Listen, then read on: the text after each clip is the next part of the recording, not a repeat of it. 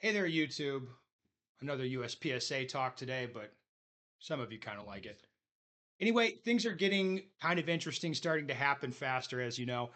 Search for new area directors has begun. There's a couple of vacancies on the board, and this generated a little bit of controversy, especially in Area 3, that's the Midwest, where the board removed, removed two area directors that were popularly elected in the last, I think, 2 years.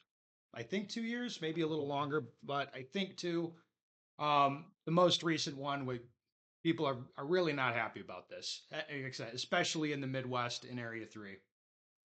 So the board sent out a letter to all of the section coordinators. It's typically like a state or like maybe a little bit bigger area, um, to say, hey, we're looking for a new area director. We're asking all the section level people to send us recommendations. And the letter, I mean, it was a pretty benign letter, but the more informed people are about what's happening with USPSA, it gets to the point where it's like it reads like a benign letter, and like, wow, this is actually infuriating.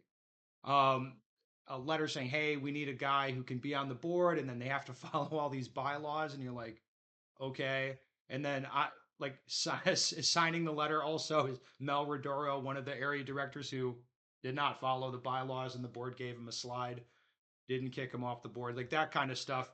You just look at this, and it's like, yeah, they're this is like almost rubbing people's nose in the situation.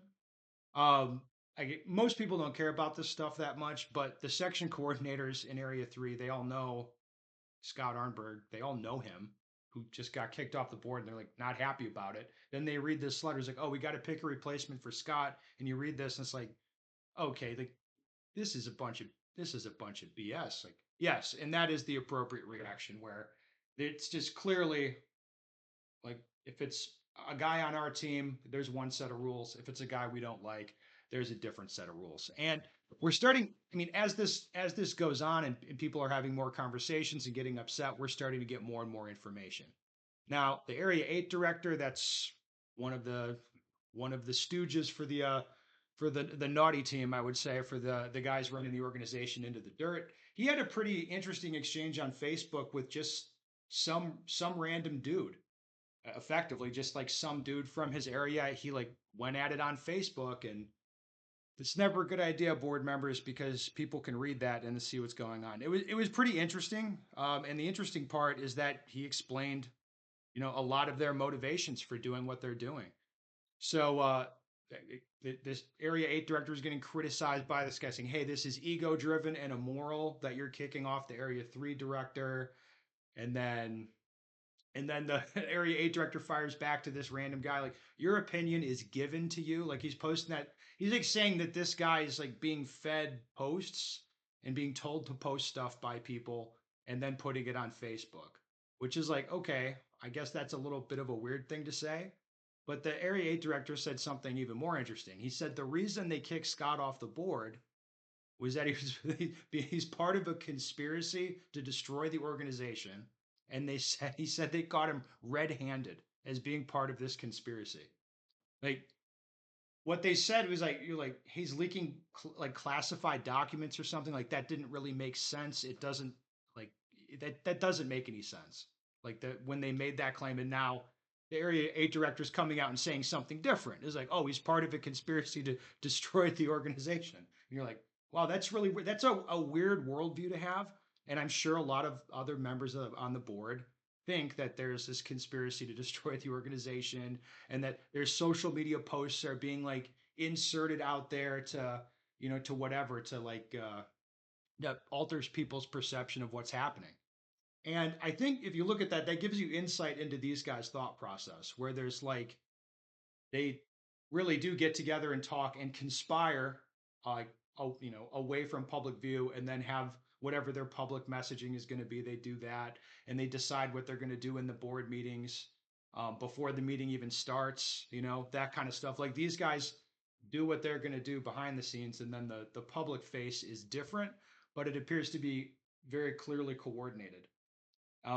Like, that's what it looks like they're doing to me. But it's funny that they like would flip that around and like accuse like all of these critics of doing the same thing. what's really funny about this is most of the criticism they're getting is organic. There's not people directing other people to say stuff. There's just people organically getting upset and not liking what they're seeing. Anyway, where do we think it's going to go in Area 3 for picking a new board member? Well, uh, most probably uh, the, the, the board now is going to look to put somebody on that is on their team or somebody that they control in some way. Their previous stooge, Kevin Collins from Minnesota, he was on there to do their dirty work before, but he took a lot of heat. I don't think he'd want to do it again. Um, I mean, I think probably somebody from the Area 3 Sherwin Wife Swapper Swinger Club, like one of those people would be good to stick in as an area director in terms of compliance. But in terms of the memes, I don't think they would like what would happen. But I mean, that's the best. Like the memes will be the best if they stick one of the Swinger Cabal in there. I would fucking love that. But I don't know if that's going to happen. I think the area itself will want Andy Erickson, probably the Great Plains section coordinator. They like him. He kind of speaks for them, but he's been pretty critical of the board, and he's part of the protest to like not give them money. So I don't think they're going to want him. So we'll see what they do. Also, USPSA has a new president, uh, Yeemin Lin. That's this is kind of a footnote to all this because I don't think it's really that relevant. Um, as now we have a new president and there's all this stuff happening with the organization, people are starting to be like, hey, where is the president that just got elected? Like, where is he on this? He has a lot of power actually. He can just like unilaterally suspend a membership if he wants. Like he can do that. So he has some power, but will he do anything? One guy put up, he pasted up an email he sent.